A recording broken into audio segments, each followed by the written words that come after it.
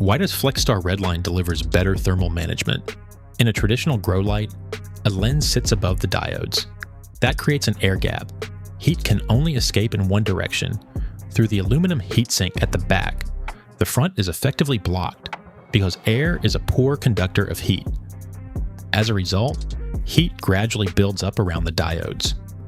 Flexstar Redline takes a different approach. It uses a liquid optic system, LOS.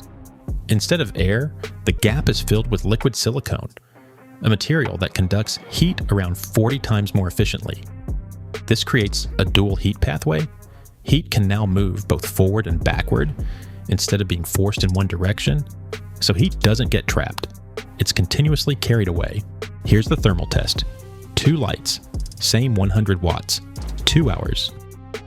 The traditional fixture hit 153 degrees Fahrenheit. Redline with LOS stayed at 125 degrees Fahrenheit. Thanks to LOS, the Redline delivers far superior heat dissipation.